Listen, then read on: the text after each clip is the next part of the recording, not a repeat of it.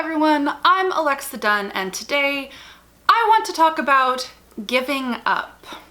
And really that I think every writer should give up at least one book. Today we're going to be talking about shelving books or moving on from projects and why I think it is one of the best things that a writer can do for themselves, for their career, and for leveling up as a writer.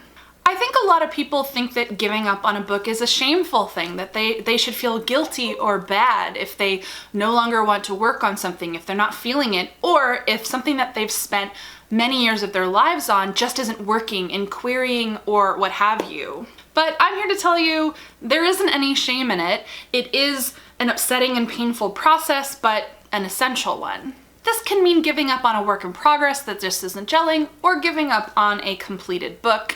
And if you do give up on a book, if you shelve a book, you are joining the illustrious ranks of most writers. Most professional writers have shelved a book. What does shelving a book mean? It means to take a book and stick it on the shelf. This is also called trunking a novel, so these are euphemisms that we use in the industry. I will be referring to it as shelving a book for the duration of this video because that's the one that's kind of stuck on me. Other people prefer to say trunked novels, like you stick it in the trunk. Either way, you are moving on from a project. So why am I talking about this? Something that I've observed, I mean, it's a tale as old as time, it's been a thing a long time, I've observed it a long time, but something that I see in a lot of writers who are kind of struggling with writing and struggling with publishing, and especially the publishing industry, they're asking, oh, what should I do? Something that I see a lot is writers who have one idea, one project, that they work on for a really long time that they just can't let go of. So an idea they've had since they were a teenager, a book they've been writing since they were a teenager, a book that took you a year to write, 2 years to write, and you've been revising it for two years, 1 year, 2 years, 3 years, 4 years, however long. It's not always just length, by the way, but typically I find when it's really bad, it does go over many years. But meaning a person is revising a project to death. They're querying it. Oh, it doesn't work. I'm going to revise it again and query it again. I've changed it enough that I can query it again, because they're just so married to this one specific book, this one project. And the thing is, this is what holds people back from growing as writers and from their career. Because sometimes one idea, one book, one project just isn't working for whatever reason. And there are a variety of reasons that it can't work. Most often, of course, if someone has never given up on a book, it's their first book, isn't it? Their first they've completed their like one big idea. And when you are a newer writer, period, this is not about age, just a newer writer, your storytelling is less sophisticated. Your grasp of ideas and techniques is less sophisticated. And there's only so much you can push a book and take a book with revision. For as many cases there are where you can take a first book and revise it into shape to be published, it does happen. More often than not, it's just not possible. It's your first book. Everyone has to have a first book. And you need to have a second book, or a third book, or a fourth book. Everyone needs to have multiple books in them if they want to do this as a career. And very often you'll find that moving on to something new, just the mere act of writing something new, something with a new plot, with new conflict, new stakes, new tension, new structure, is going to level you up as a writer, because every new project presents new challenges, new story challenges and character challenges, not only to the drafting process, but the revision process. And it is essential to go through that process with something new, not the same thing over and over again for many years, to level up as a writer, to level up in terms of structure and engagement, writing kind of engaging prose that jumps off the page, tension, and all of the things that we talk about writing on this channel. And it just breaks my heart when I see people spinning their wheels on the same book forever. If you're willing and able to shelve a book, to go through the painful process of shelving a book, and I can talk about how upsetting it is, and it is upsetting, and if you're feeling resistance to it right now, if you feel like I'm speaking to you because you've been working on the same book for however long, you're like, ugh, how dare. I feel you, I understand. It pains me when people just dig their heels in and won't give up, because you never know which book is going to be the one, and very often it's the next book.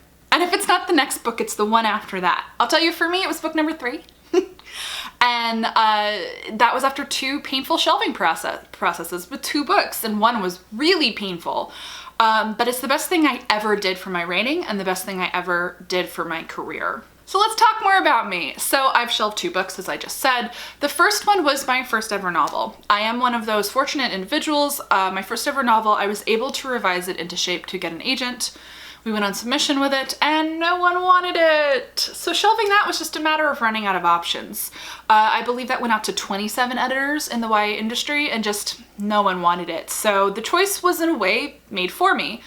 It just made sense to shelve it because I'd moved on to another project, and I felt so good moving on to another project. I loved this new book. I thought it was so much better than the first one. It probably was. It was definitely better. Every book we write tends to be better in its own way. But then the second book didn't work either. This was the painful one because the second book didn't get further than querying, because this is the book where I had to query it to new agents because I parted ways with my first agent.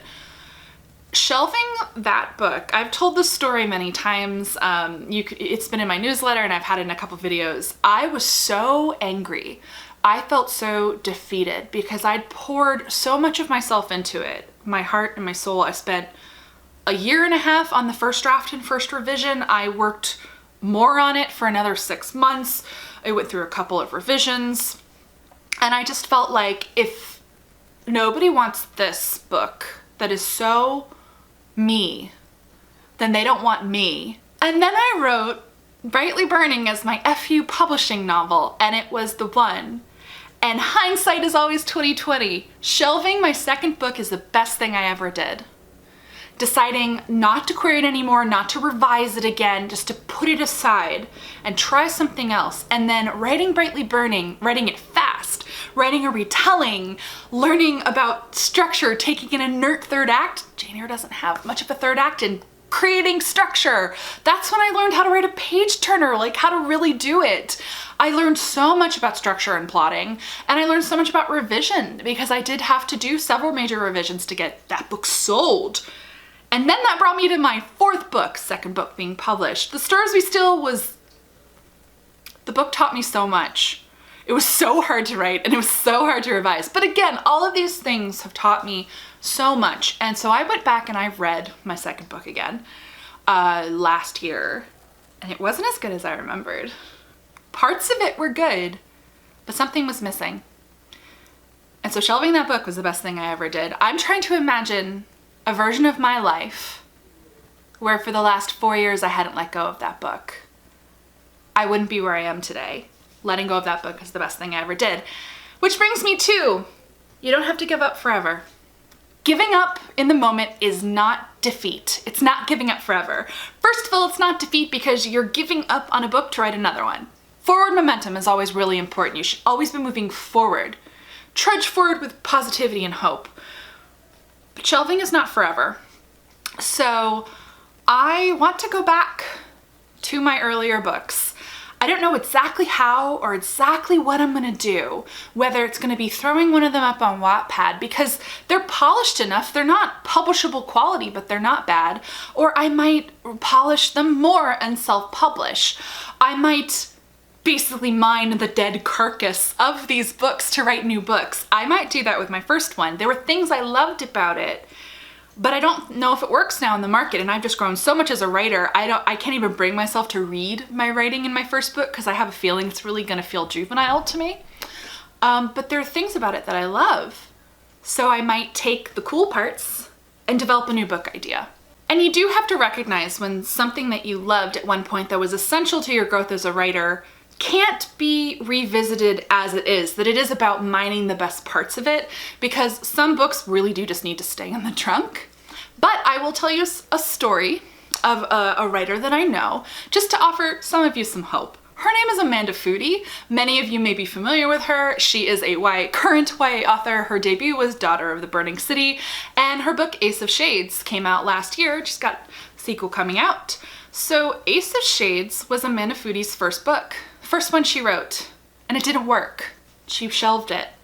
She wrote other books. Eventually she writes Daughter of the Burning City, which she sold. And here's the thing, she's talking to her editor and she mentions Ace of Shades and her editor liked it. So she revised it, sold it, and now it's a published book. She didn't shelve that book forever.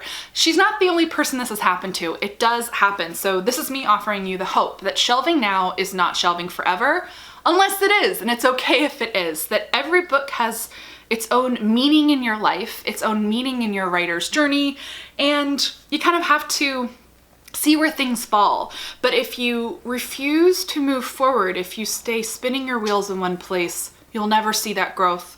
You'll never see that change. So why should you shelve a book? I'm gonna run through some of the reasons or kind of signs for you to look for. You might want to shelve when you've tried to revise a book and you just don't know how to fix it. Putting it aside can be the best thing, maybe not even permanently. If you've been revising it and it doesn't seem to be getting better or doesn't seem to be getting a better response. Sometimes you revise a book and it does worse in queries than before. It is possible to revise the soul right out of your book. You might want to shelve if you've just been stuck on the same story for years and years and years, writing it, revising it. You just need something fresh and something new to get excited about and to try. And then you can always come back to that older thing. You've queried it to a lot of agents and no one's biting. Honestly, you hit a certain number of agents and it's not like a hard and fast number for everyone, but if you've queried every agent you would actually want to be agented by, you might need to move on from a book. If you've submitted a book to every possible editor and no one wants to buy it, shelve a book. That's something that people on my side face all the time. You might want to shelve a book if you've had a better idea, a new idea that you're really excited about and invested in, and you're excited to work on. Dive headfirst into it. Shelve the thing that isn't working anymore. This is especially a good idea if you have moved on to something that you think is going to make a better debut novel. You always want to think about how you're going to debut. What's going to give you the best shot? You might want to shelve if the timing and the market are just wrong. Sometimes timing is just bad. It's not you, it's not your book, but it's just not working. And very often this is a set aside for now situation because just reminder, shelving's not forever. I don't want to freak any of you out. Shelving is not always forever. And lastly, sometimes a good reason to shelve is that you know you're not ready yet. You know you're still growing as a writer and you want to move on to something new so you can level yourself up before you come back to the book of your heart. That's a perfectly valid reason to shelve something for now. So that is my little kind of pep talk, real talk on shelving books. Giving up on a book doesn't actually mean giving up. It's about forging forward in your writing and your career to do the best thing for you, which is to grow. Let me know down below in the comments any questions you have about the topic of shelving your book. Have you shelved books and did it make all the difference? Have you shelved books and gone back to them later and seen them with fresh eyes and done new and exciting things with them? The writing process and publishing process is different for everyone. Most of us have shelved books and we have varying different stories of what happened with those shelved books and like kind of what they meant for us and whatnot. So I think it is helpful to hear lots of different stories from people. Give this video a thumbs up if you liked it. I'm always happy to come to you with some real talk and some pep talking. And if you're not already subscribed to the channel, I post new videos 2 to 3 times a week. Thank you so much for watching, everyone, and as always, happy writing.